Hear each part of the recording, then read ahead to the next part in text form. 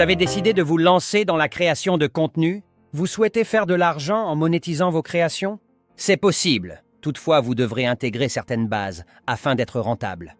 C'est une chose de créer du contenu qui donne envie et c'en est une autre de réussir à créer du contenu qui fait vendre. Les objectifs de votre contenu. Gagner en visibilité, vous faire connaître.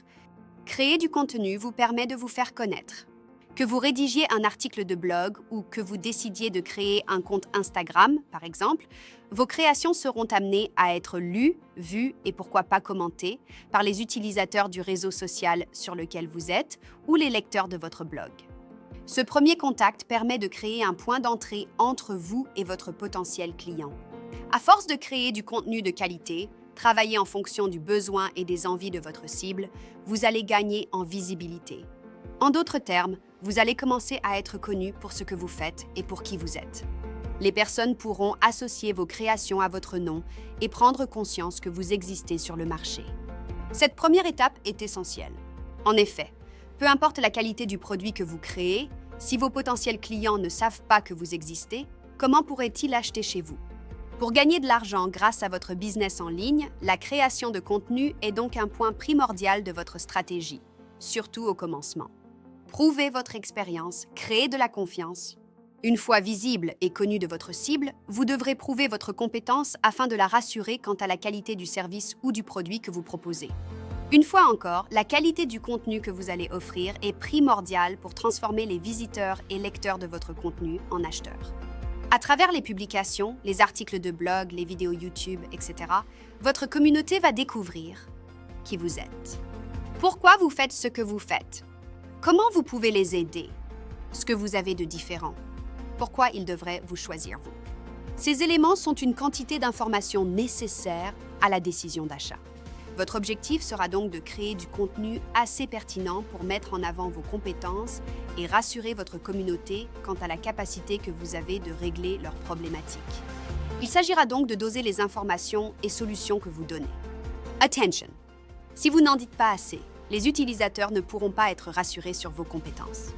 À l'inverse, si vous en dites trop, ils n'auront aucun intérêt à acheter votre service, étant donné que vous aurez donné la solution gratuitement. Faire réagir vos lecteurs pour les transformer en clients. Maintenant que vous avez compris l'importance de la création de contenu et des informations à intégrer, vous pouvez passer à l'étape suivante. Utilisez votre contenu pour gagner de l'argent. Les erreurs à éviter. Bâcler la phase stratégique. Créer du contenu captivant pour vendre nécessite une bonne stratégie. En effet, afin de proposer un contenu de qualité à votre communauté, vous devrez connaître ses besoins, comprendre ses comportements, être là où sont vos lecteurs, capter leur attention avec des mots-clés. Ces points clés vont vous permettre d'envoyer un message fort à vos futurs clients. L'objectif est de les faire se sentir écoutés, compris, entendu. Dans ces trois conditions, votre communauté aura davantage envie d'acheter vos produits et ou services. Pensez que l'on peut vendre n'importe quoi, à n'importe qui. Dans la continuité de votre stratégie de contenu, vous serez amené à réfléchir à votre mix marketing. Cette étape stratégique prend en compte 4 points clés d'une super offre. Le produit, product, le lieu, place, la promotion, promotion, le prix, price. Pour vendre vos produits et ou services et créer le contenu adapté qui vous permettra de communiquer à ce sujet, vous devrez avoir défini les 4 P de votre mix marketing. Pour réussir à vendre grâce à votre stratégie de contenu, rappelez-vous que vous n'êtes pas l'acheteur. Il est donc essentiel de réfléchir aux besoins comme aux freins et envies profondes de votre cible. Dans ces conditions-là, votre stratégie de communication digitale vous permettra de développer un business en ligne rentable. Faire comme tout le monde. Il peut être tentant de se positionner sur un marché de copier certains de vos concurrents. Pourtant, ce business model n'est assurément pas le meilleur. Votre communauté et par la suite vos futurs clients achètent chez vous parce que vous êtes vous. Vous proposez quelque chose qui les aide réellement. Vous avez les mêmes convictions, valeurs. Pour vendre aujourd'hui, vous devrez mettre l'accent sur l'humain, sur vos compétences personnelles, sur vos aspirations, sur qui vous êtes en tant qu'auto-entrepreneur ou sur ce qu'est votre entreprise.